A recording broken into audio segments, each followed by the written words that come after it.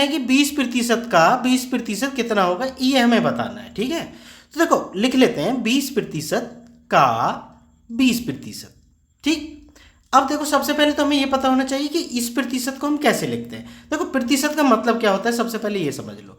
इसका मतलब होता है 1/100। जनरली हम क्या करते हैं, क्या है, हम 1/100 नहीं लिखते, हम बटे 100 लिख देते हैं डायरेक्ट। वो हम इस वजह से करते हैं कि मान लो तुम 20 की 1 में गुना करने लगो तो कोई फर्क ही नहीं आना है, वो 20/100 ही हो जानी है ना।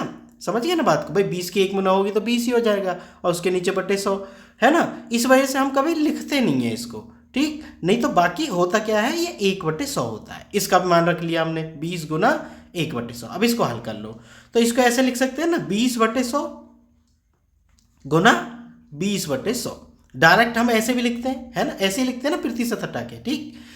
अब 0 से 0 कट गई और इस 0 से ये 0 कट गई। अब गुना कर लो जरा, तो 2 दूनी कितना हो गया, 4/10(100). अब देखो नीचे है 2 जीरो, ठीक। अब 2 जीरो का भाग करना है ऊपर, तो ऊपर है 4, एक अंक है, लिख लिया। अब दशमलव के बाद कितने अंक आने चाहिए, 2 जीरो है तो 2 अंक आने चाहिए। अगर अंक नहीं है तो 1 जीरो अपने पास से लगा लो और यहाँ दशमलव लगा दो, ठीक है।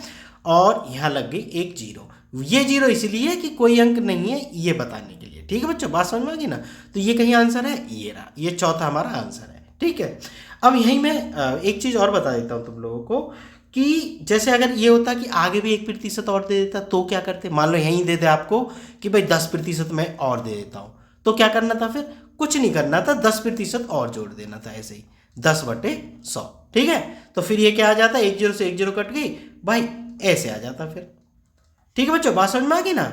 अगर वीडियो पसंद आई हो तो चैनल को सब्सक्राइब जरूर कर लेना। मिलते हैं फिर नेक्स्ट वीडियो में।